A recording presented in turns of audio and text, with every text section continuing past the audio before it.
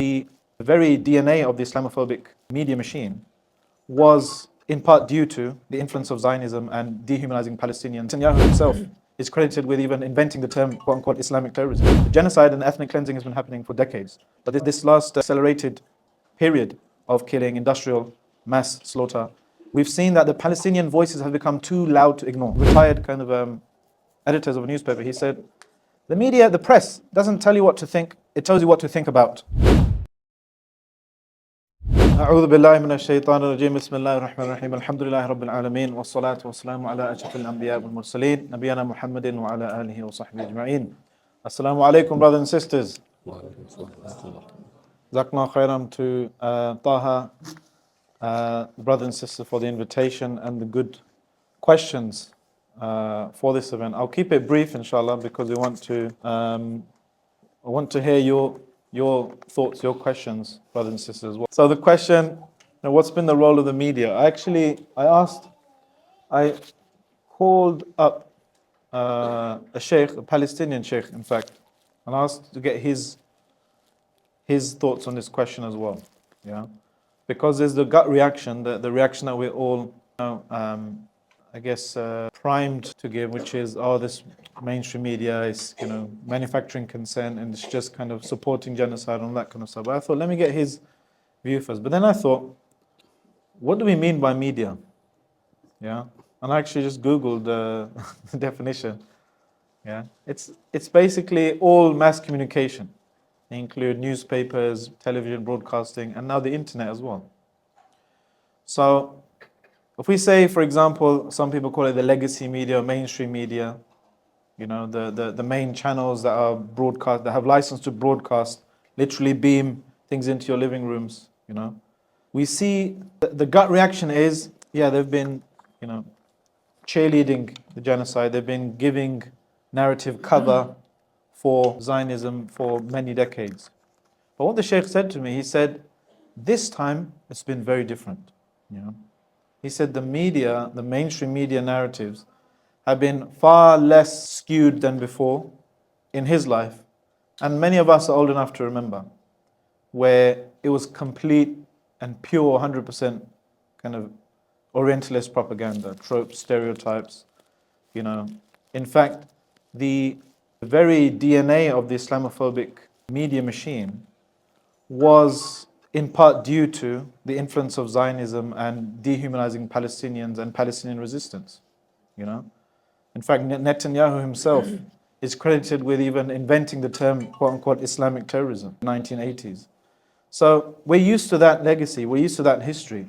But this time, many people have, and we all know kind of intuitively, we see it's been very different in the last 12 months or so, last 15 months. The genocide and ethnic cleansing has been happening for decades. But this last accelerated period of killing, industrial mass slaughter, we've seen that the Palestinian voices have become too loud to ignore. And it's a descriptive thing as well. We can see from the perspective of just what's happened. And it's also maybe a normative or an instructive thing for us as well, that it means we have work to do. You see, if we say the media is all this collection of mass communication, newspapers, broadcast media, internet, we see that the Palestinian voices become too loud to ignore. Many of us, we think, oh, the media, oh, the establishment, oh, they're too powerful, they're this.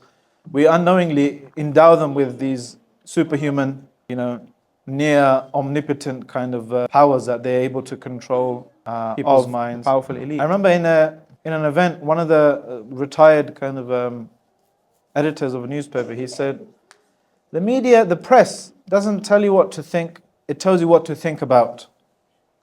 Okay, and it serves many different functions. We remember kind of manufacturing consent, mass media, Noam Chomsky and Ed Herman, a few decades ago, about the role of mass media in manufacturing consent for whatever the powers that be want to execute, right? We had a training once a few years ago with a retired BBC executive.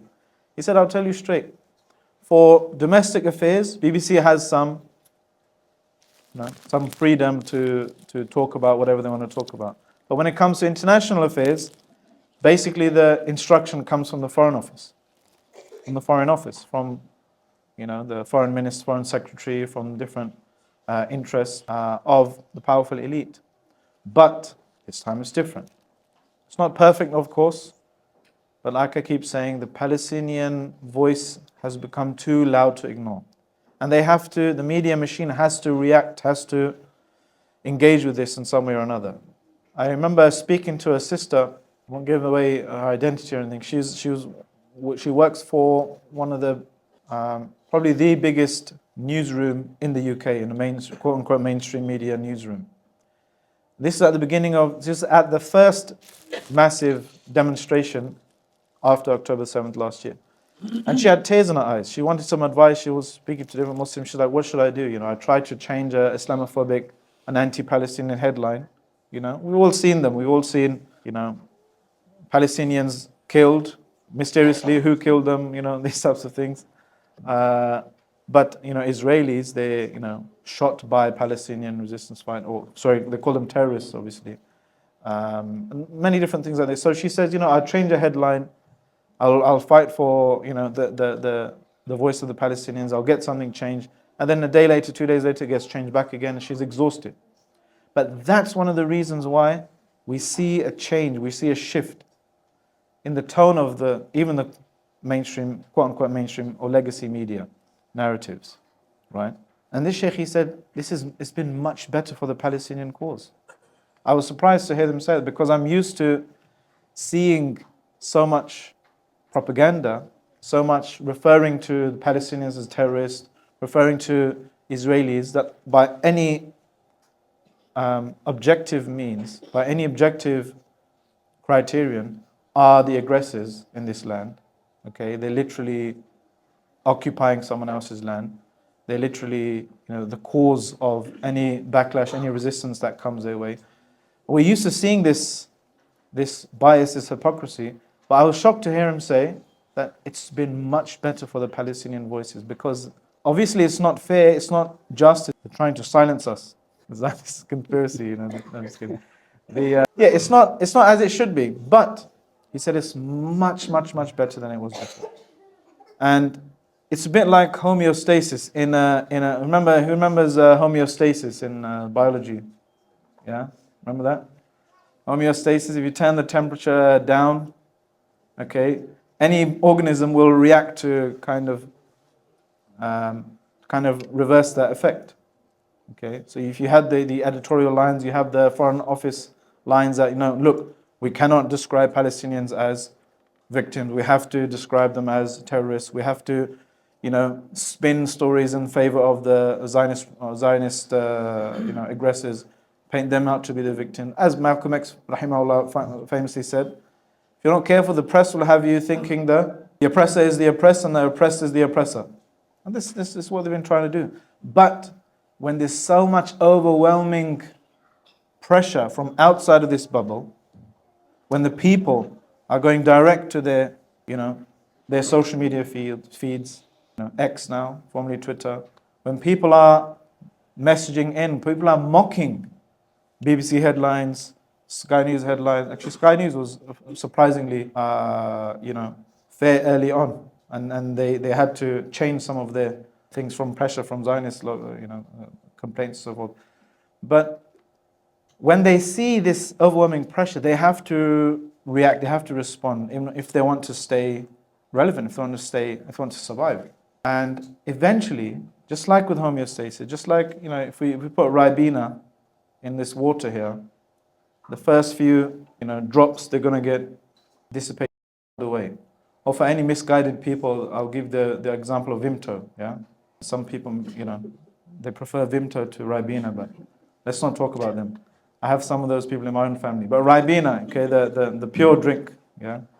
Imagine you put Ribena in a cup of water, the first few droplets, the system will react to undo the change that you just put on it. It will push the little molecules, the delicious molecules of Ribena away, and just the water will look the same. But you keep pouring it in, keep pouring it in, keep pouring it, and eventually it will change its color. Eventually it has no choice but to give in and be affected, be changed. And I believe we are on that trajectory. The mainstream media even is having to change its color. It's not the best, yeah, but it's because of pressure from brothers and sisters like you and me, from our ummah, okay? It's having to respond, it's having to react, it's being forced because the Palestinian voices, alhamdulillah, the voices of you brothers and sisters are becoming too loud to ignore.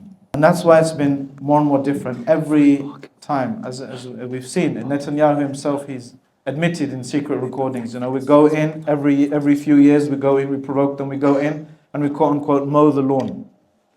Who's heard of this euphemism? Yeah? Mowing the lawn means just bombing the hell out of Gaza. It serves his political agenda, it serves his ideology, this apocalyptic worldview of Zionism that wants to bring about some kind of fake Armageddon to appease the zealots in his crowd. But this is this sordid metaphor, right? This euphemism of 2-point-something million blades of grass, mow the lawn. Want to go in there, attack the hell out of them. So they do this, they have this. But we've seen attack after attack after attack, the voices of the Palestinians are getting stronger and stronger and stronger. And this is part of what? And prepare against your enemy what you have in terms of all the means of power. Now, power is not just military might. Power is media as well. Power is political power. Power is economic, financial power. And this is what, alhamdulillah, the ummah is doing. We've just seen our own brothers and sisters, we've seen grow up in front of our eyes. Before, their parents used to, push them to go to become doctors, engineers, accountants. Now, alhamdulillah, our community we've got enough engineers, we've got enough, accountants. Now they're pushing their children into what? English language, history, politics, journalism, media, film studies. These types of things, they're what? They're part of a culture of influence now. Be the people that are skilled enough to, go there and be our brother. Dili Hussein, for example, 5 Pillars, he was in the room with the quote-unquote mainstream journalists, questioning the new de facto leader of Syria, al-Jawlani. Okay? This is someone from our community, someone whose community had the foresight to push them into these careers now. And alhamdulillah, I see this trajectory and I see a good trajectory, alhamdulillah, for our community. Because we want brothers and sisters that have that Islamic iman, obviously, their identity, they feel confident in their skin as Muslims. And they're not happy just going into any other career, just making money or whatever. But no, they want to go into this media battle. And this is very, very important for us. Just see, for example, the attitudinal shift. Okay, see the ICJ, International Court of Justice. Nobody's holding their breath, but it's a huge step in the right direction. A good trajectory of what? Holding, even using the master's house to try to dismantle the master's tools to dismantle the master's house, at least using the tools of the so-called international system against this last remaining European colony in the Middle East, so-called Israel. What we see Middle East Eye clips, for example, from social media as part of evidence given to the highest court in the world at the moment. Step by step, those droplets of Ribena, like I said, if you force it, if you keep going, you have a vision, you have a trajectory, it will be forced to react. It will be forced to convulse and change, okay, with pressure that is put on, narrative pressure, intellectual pressure, debate pressure, okay, financial pressure, economic pressure, all types of pressure. We need to continue this. So that's in a nutshell. But yeah, I look forward to your contributions and conversations.